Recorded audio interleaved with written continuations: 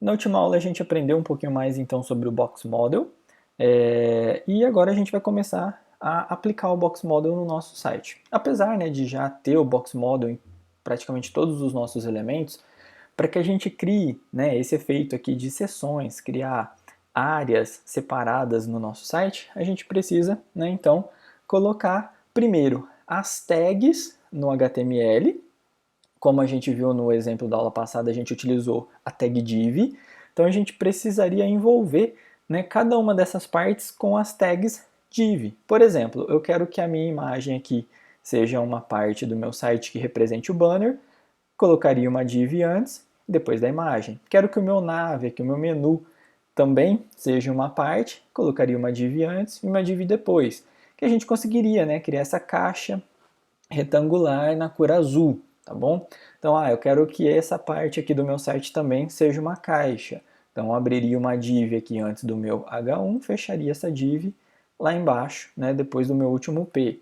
E assim sucessivamente. Abriria uma div, fecharia uma div, tá? Então, com isso, a gente conseguiria formatar várias caixas separadas no meu site. Bom, porém, a gente não deve utilizar div quando a gente está estruturando o nosso site, tá? Por quê? Se eu defino que todos esses elementos aqui que eu quero dividir como seções do meu site sejam divs, né? Isso semanticamente não vai ter valor nenhum, né? Então todas as seções do meu site vão ser iguais. E se a gente analisar, aqui eu tenho um banner, aqui eu tenho um menu, aqui eu tenho uma parte de conteúdo. Aqui, embora também tenha conteúdo, esse conteúdo é bem diferente desse, né? Aqui nessa parte, eu falo a ideia central, principal do meu site, diferentemente daqui, que é uma outra seção qualquer, tá bom? Do mesmo jeito que aqui embaixo eu tenho um rodapé, que tem um outro significado bem diferente das minhas outras seções, tá bom? Então, em contrapartida, né, para resolver esse problema da gente usar div para todos os nossos elementos, o HTML5 ele trouxe para a gente um conjunto de tags semânticas, tá? E aí eu vou mostrar aqui pelo site da W3 Schools como isso funciona. Então eu vim aqui no item de HTML e aí aqui tem esse HTML Semantics, tá? Que traz para a gente aí um pouquinho da explanação de como funcionam os elementos semânticos para dividir o conteúdo do nosso site. Então aqui tem uma breve explicação, que é em torno do que eu vou falar, e eu vim mais especificamente aqui para essa página para gente, né, para mostrar para vocês isso aqui, que é muito importante, tá? Então ele tem quase que a estrutura do nosso site, exceto por esse aside, né? Mas então no meu site eu tenho aqui uma parte que é para o cabeçalho, eu tenho uma parte aqui que é para o meu menu, tenho seções e tenho o meu rodapé, tá? Então eu poderia, tá? Seria o mesmo efeito visual, criar várias divs lá no meu código, tá bom? E colocar os conteúdos. Qual seria o principal problema de utilizar somente div para fazer essas caixas e separar o conteúdo no meu site? A div não tem nenhum valor semântico, tá? Então, por exemplo, o conteúdo que eu coloco na div para menu, ela vai ter a mesma importância do conteúdo que eu coloco para minha div footer. Tá, mas e o que isso interfere, né? No que isso é ruim, né? Como eu acabei de dizer. Quando alguém faz uma busca no Google, por exemplo, por uma palavra qualquer, por exemplo, parque, tá? Uh, o Google ele vai trazer primeiro os sites que contêm essa palavra parque em marcações que têm um significado mais importante no código, tá bom? Então, por exemplo, se existem dois sites, em um site a palavra park está no aside, por exemplo, tá? E num outro site a palavra park está em article, com certeza o site que marcou isso, a palavra park com a tag article, vai aparecer primeiro, tá bom? Do mesmo modo, né, que se eu tiver um site onde a palavra buscada está entre as tags article e num outro site, pode ser que a palavra esteja aqui em cima, tá? Mas se ela estiver marcada com a tag div, o site buscado que contém a palavra buscada, né, entre as tags article, ele vai ser trazido primeiro no ranqueamento do Google. Por quê? Porque a tag article ela tem uma grande importância num código, tá? Bem mais do que aside e bem mais do que div. Tanto é que div, como eu disse, ela não tem valor semântico nenhum, tá bom? Então vamos entender um pouco aqui, né, de cada uma dessas marcações, o que elas significam. Primeiro, a div, quando eu faço uma div no meu código, ela faz uma divisão, tá? Então ela vai envolver um conteúdo. Essas tags aqui, a mesma coisa. Elas fazem uma divisão no conteúdo, formam uma caixa no conteúdo, podem armazenar várias tags e conteúdo dentro delas, porém elas têm um significado diferente. Tá? O significado da div é div, divisão. Agora o significado da tag header é cabeçalho. Tá? Então eu vou utilizar para colocar títulos, né, um banner do meu site e coisas assim. A tag nav, ela representa espaços, né, no meu site onde eu tenho elementos de navegação. Então eu vou utilizar para o meu menu. Tá? A tag section é a que tem menos valor semântico. Ela representa seções no meu site. Tá? Então eu posso ter, por exemplo, a article, né, representa o artigo do meu site, ou seja, o conteúdo mais importante, ou seja, o que tem mais relevância para o meu site, tem que estar dentro da tag article. Eu posso ter um article com vários sections dentro, tá? Ou várias sections, por exemplo, né, se a gente for analisar aqui, eu tenho um topo que tem o título do meu site, que poderia ser um header, eu tenho aqui o meu menu, que pode ser a minha nave. Aqui eu conto o que é o meu site, o que faz o meu site, a essência do meu site. Então eu vou colocar esse conteúdo entre as tags article.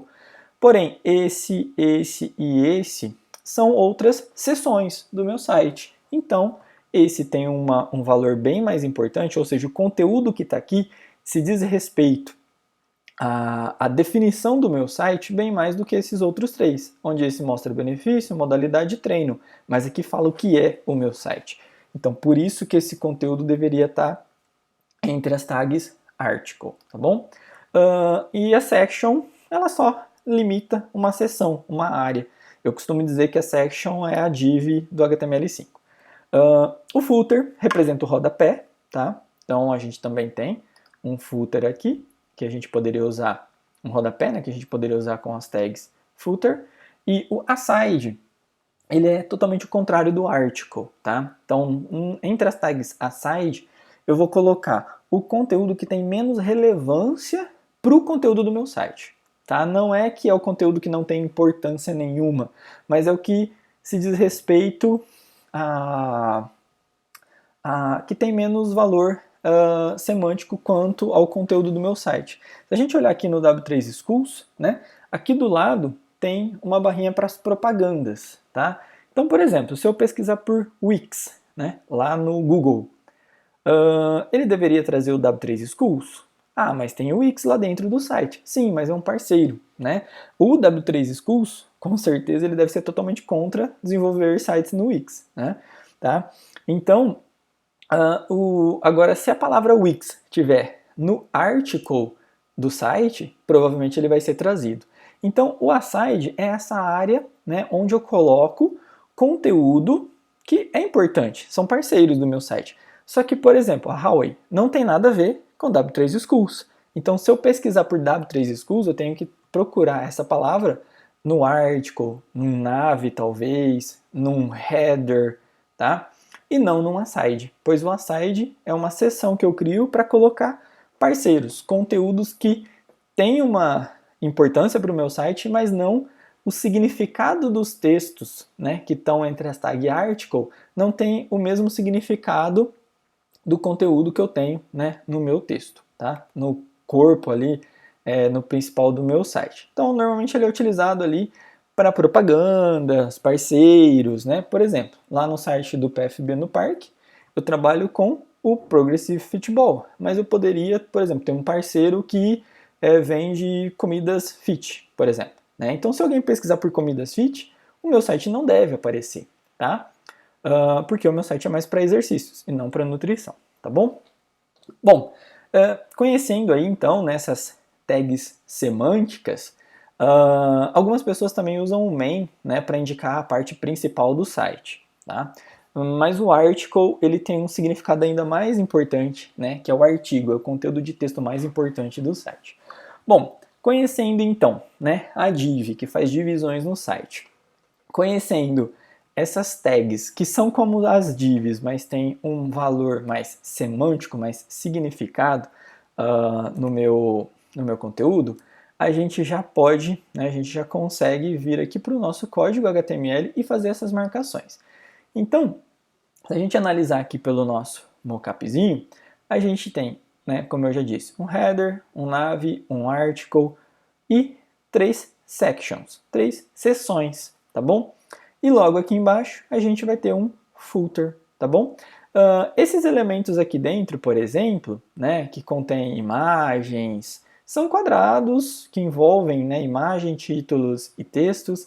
Eles podem, como eles não têm um valor semântico para a estrutura do meu site, né, eles poderiam ser ou sections ou divs, tá bom? Mas é quando a gente chegar nesse momento aqui do site, a gente discute um pouco melhor sobre isso.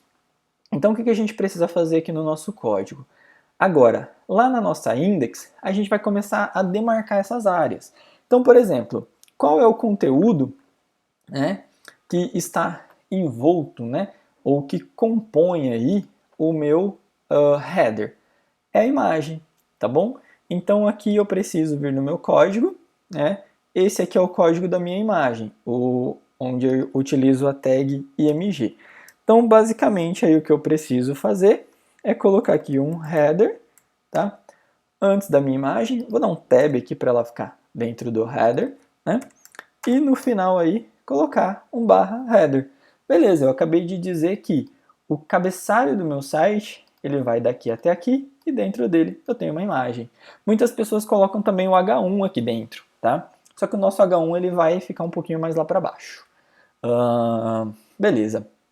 Logo, né, de cara, se a gente vier aqui pelo Figma e ver, o próximo elemento que aparece no meu site é o meu menu, tá? E o que no HTML eu tenho que diz, né, respeito ao meu menu? Esses as aqui. Então, o que eu preciso fazer?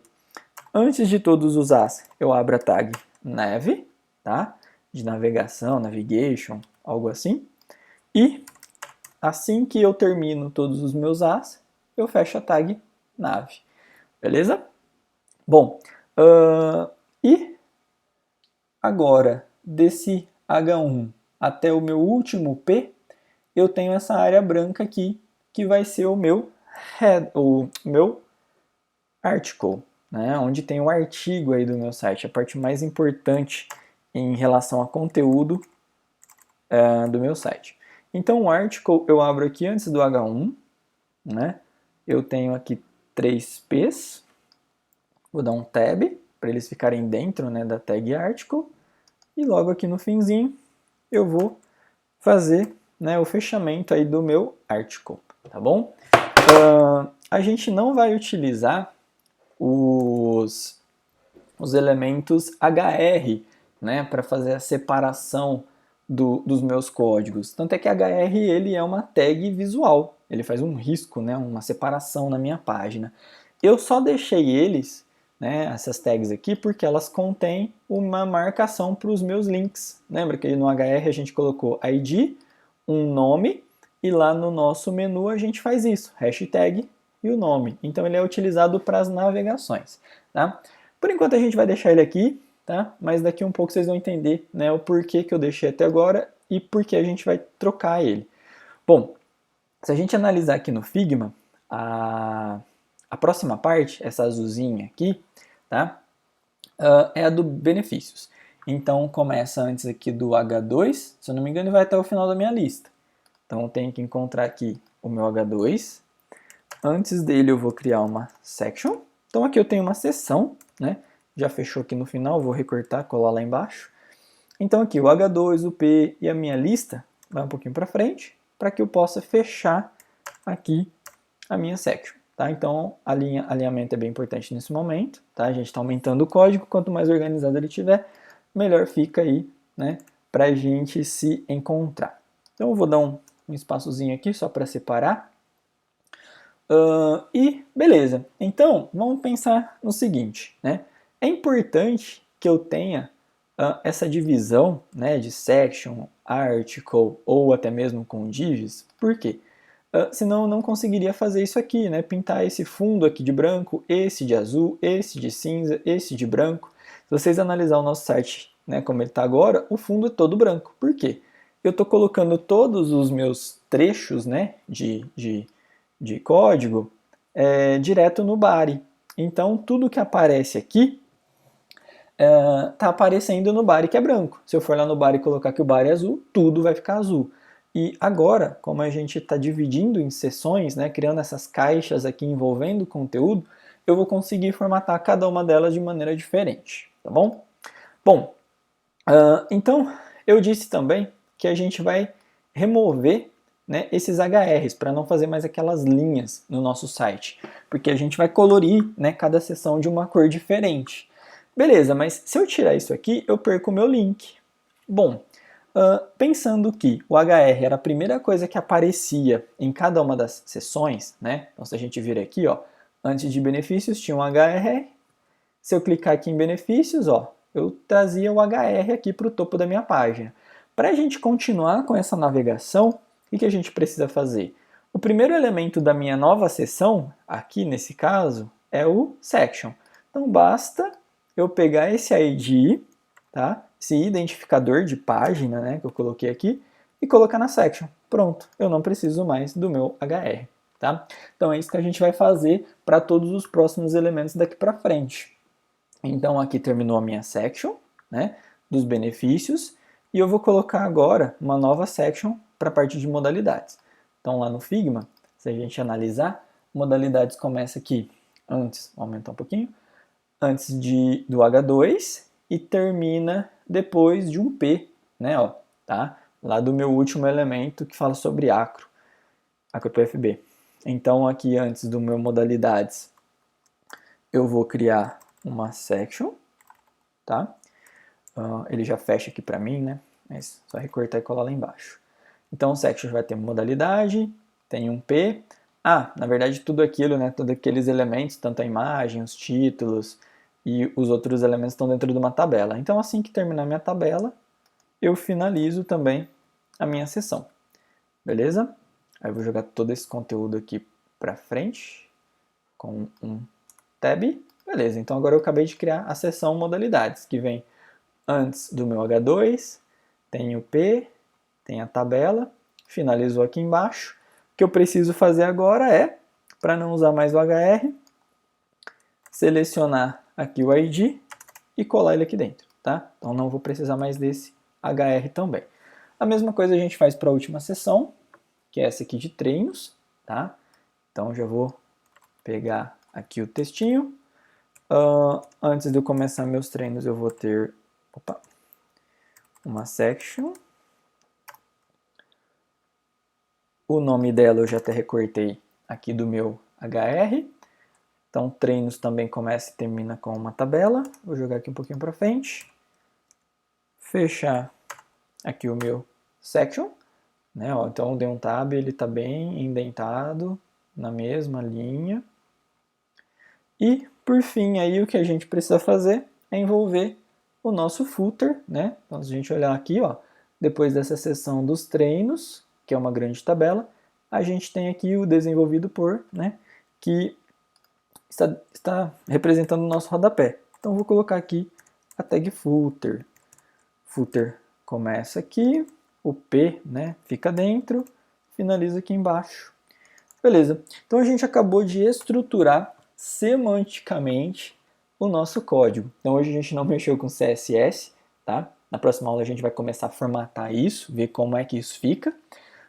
Mas o nosso código ele está todo semântico, tá? Então, se alguém pesquisar por uma palavra, né, que ela esteja entre as minhas tags article, tá? Como Progressive Futebol, por exemplo, o Google vai entender que essa é uma palavra que tem muita relevância para esse meu site e, consequentemente, vai trazer melhor ranqueado no Google, tá bom? Agora, se pesquisar uma palavra aleatória que se encontra em um outro elemento, né, aqui do meu site, tá? Sei lá, tudo bem que exercício é uma palavra importante, né? Mas se ele pesquisar acompanhamento ou alguma outra palavra e isso estiver simplesmente dentro de uma section, ele vai entender que isso não é tão importante assim, tá bom?